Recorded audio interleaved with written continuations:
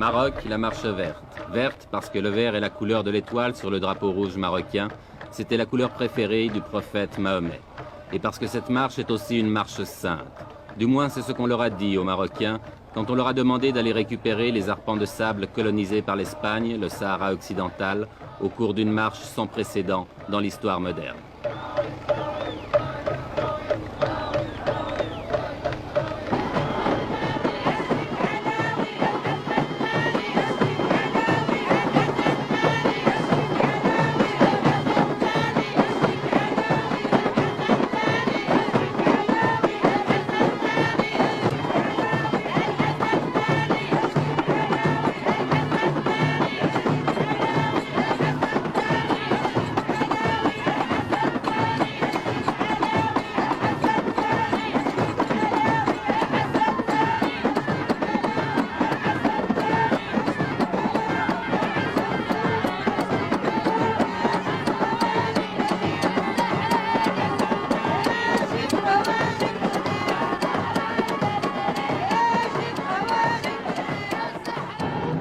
Un homme a eu l'idée de cette marche, à moins que quelqu'un la lui ait suggérée, une idée politiquement géniale, même si on peut la critiquer, et cet homme, le voici, il a 46 ans, c'est le roi du Maroc, Hassan II.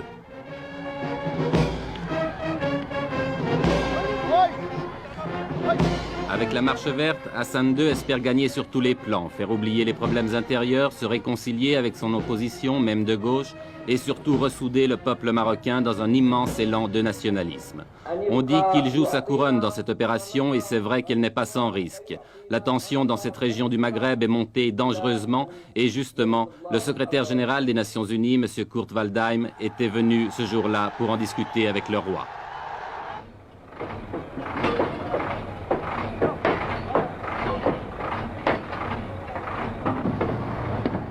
Mais au-delà des coulisses de la diplomatie, la marche verte a été lancée. L'armée et la police, l'administration civile contribuent à sa réalisation. C'est presque la totalité des moyens de transport du pays qui ont été mobilisés, trains, autocars et camions rassemblés à Marrakech, devenue la capitale du grand départ.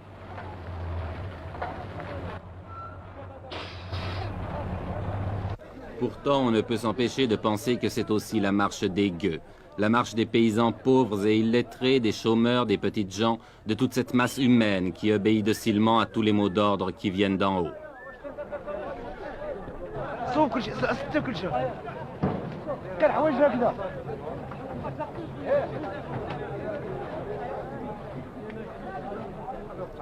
Le roi avait demandé 350 000 volontaires.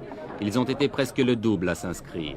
Pour beaucoup, c'était l'occasion de faire pour la première fois de leur vie un grand voyage ou de voir la mer, bref, presque des vacances offertes et organisées par Sa Majesté.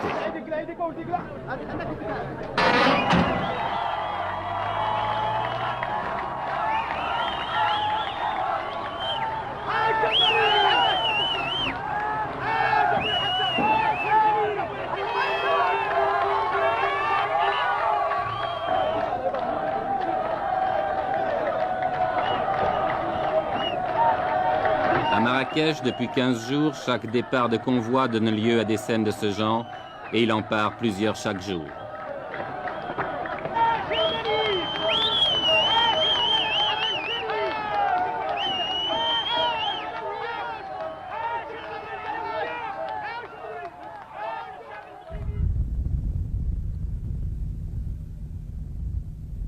Ils sont partis de toutes les régions du pays, de toutes les provinces. Ceux qui venaient du nord ont parcouru plus de 2000 km, entassés par paquets de 50 sur chaque camion.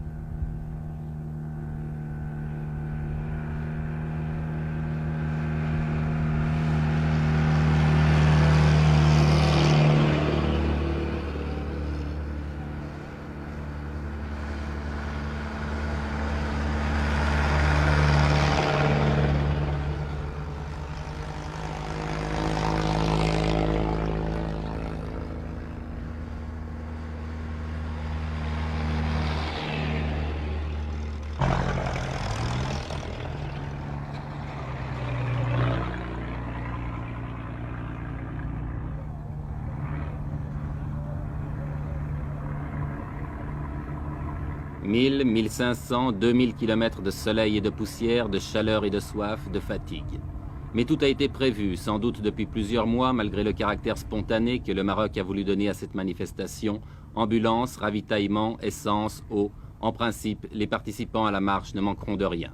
Une question, mais qui restera peut-être toujours sans réponse, quel sera le coût définitif de cette épopée? Avant le désert, un camp de transit a été installé à Agadir qui peut accueillir 30 000 personnes.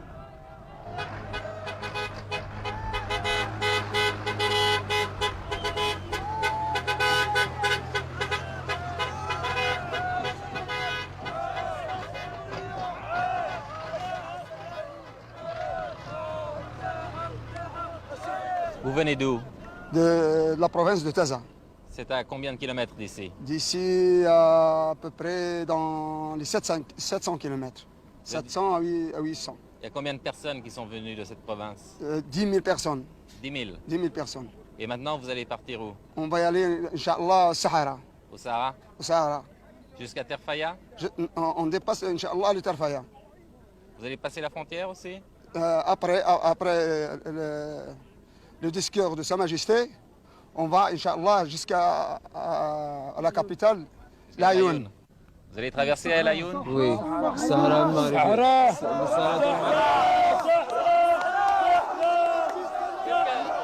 Qu'est-ce que ça signifie? Qu'est-ce que ça signifie le Sahara pour vous?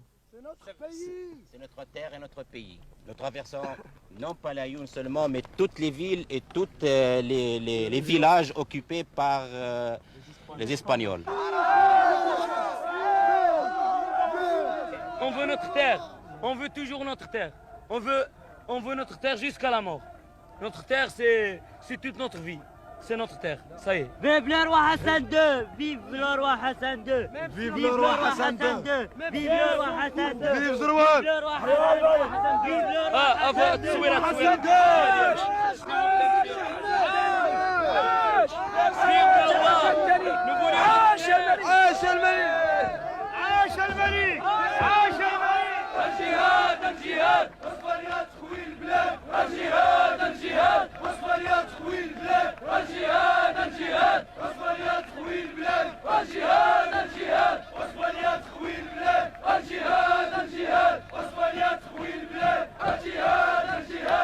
Cela fait plus de 2 semaines maintenant que les premiers convois ont pris la route du sud.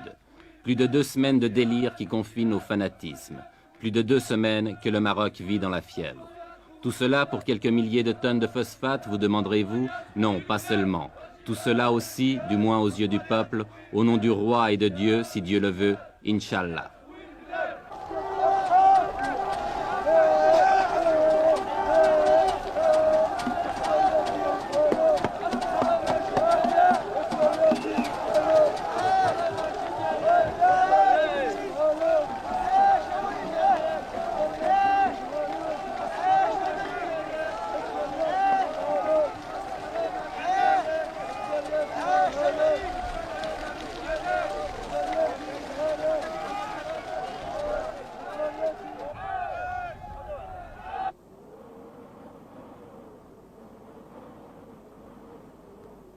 « 350 000 personnes lancées dans le désert, affrontant les vents de sable, reconnaissons que cela ne s'était jamais vu. En deçà des considérations politiques qu'elle peut inspirer, la Marche verte offre le spectacle hallucinant d'une nation jetée dans l'aventure. Folie ou coup de bluff, impérialisme ou nationalisme, je l'ignore. Mais regardez ces images.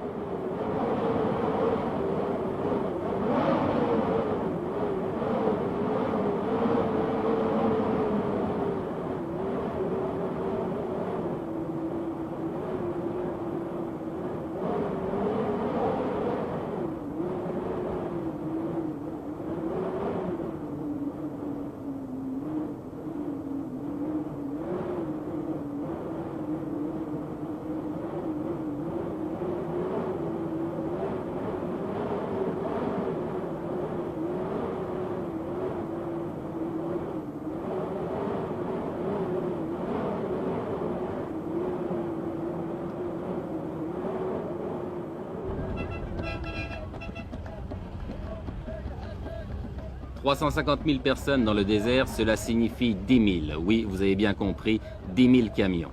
En une journée, ce sont 5 convois comme celui-ci que nous avons rencontré sur la route. Par mesure de sécurité et pour éviter un trop grand désordre, tous les arrêts s'effectuent en dehors des localités.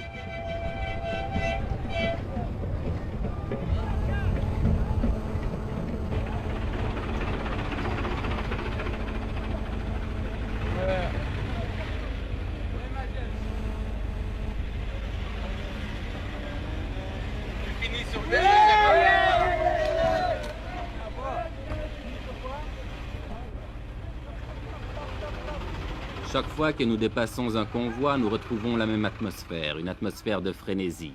Et chaque fois aussi que nous interrogeons les gens, ils nous font les mêmes réponses. Écoutez. Jusqu'où vous allez? Au Sahara. Sahara. Oui, Sahara. Pourquoi vous ne laissez pas le peuple sahraoui s'autodéterminer, choisir lui-même? Parce que le peuple sahraoui est sous la domination du roi. Eh ben, comme vous dites, c'est... Sahara, c'est à nous. Non. Pour être juste, les Sahraouis sont assainés. Et les Sahraouis, ce sont des Marocains pour vous? Oui, ce sont des Marocains.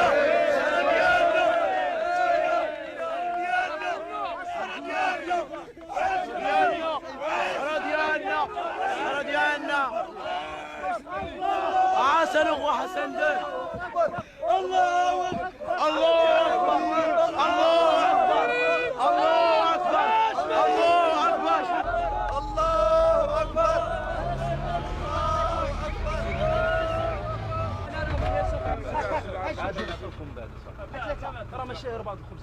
Tout le long du voyage, les vivres sont assurés. On distribue les miches de pain à la lancée, mais en proportion calculée, un pain pour 4 hommes. Le convoi se ravitaille donc, puis reprend la route.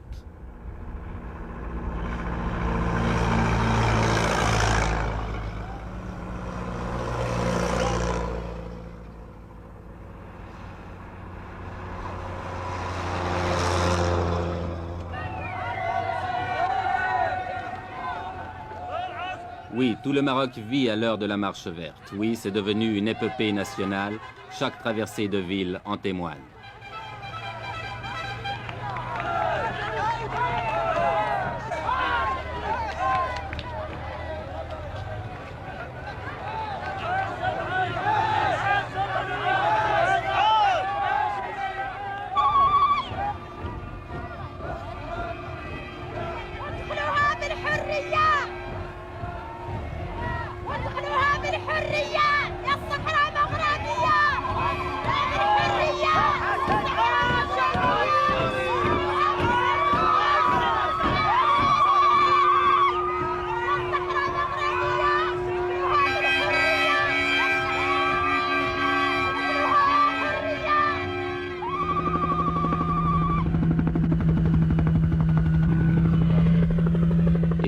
C'est l'arrivée à l'extrême sud du Maroc, à côté d'une petite bourgade perdue dans le désert, où avait atterri autrefois l'avion de Saint-Exupéry, Tarfaya. Tarfaya qui est maintenant devenu un gigantesque camp, dernière étape de la marche verte avant la traversée de la frontière qui délimite le Sahara espagnol.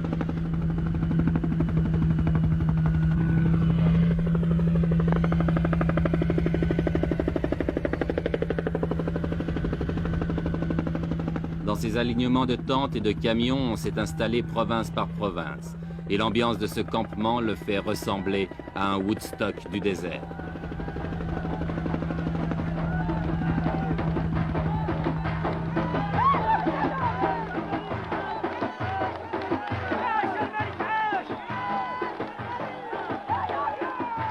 Car c'est tous les jours la fête, organisée ou pas. Ici, c'est la fête parce que le Khaïd, le maire de Tarfaya, est venu rendre visite à ses innombrables voisins. Lui qui vivait seul ou presque dans son bled oublié au fond des sables, que doit-il penser de ce fantastique rassemblement ?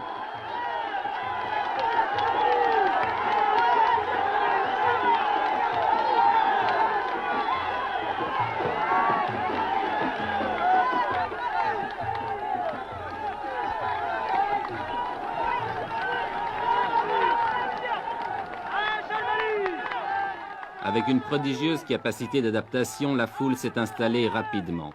On a nettoyé le sol des cailloux pour en faire des clôtures, on a dressé des tentes de fortune, et il ne reste plus qu'à tuer le temps en attendant l'ordre du roi pour se remettre en marche vers les terres spoliées.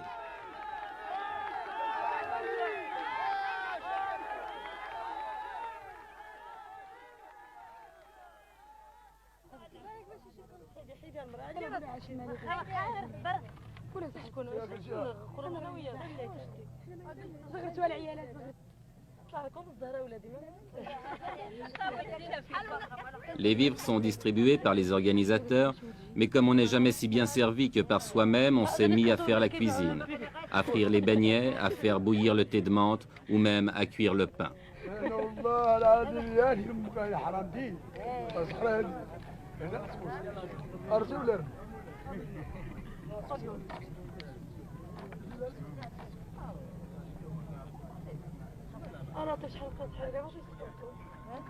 Ici et là, les 1001 petites occupations de la vie quotidienne.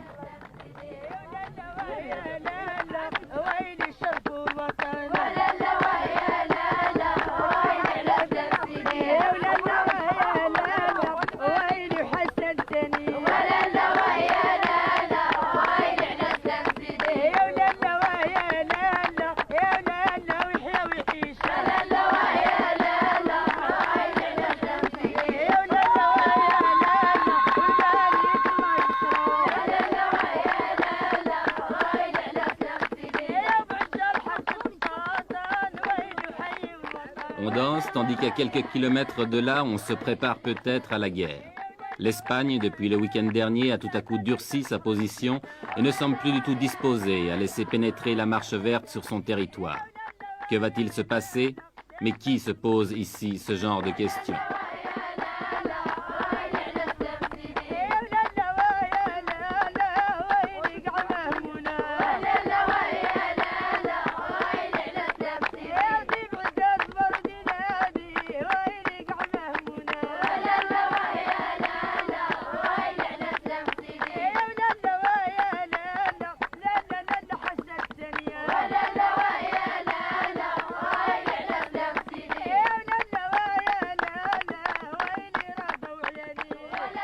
La marche verte n'a pas encore franchi la frontière, mais on ne voit pas comment elle pourrait maintenant s'arrêter, car ce qui est sûr, c'est qu'elle a dépassé le point de non-retour.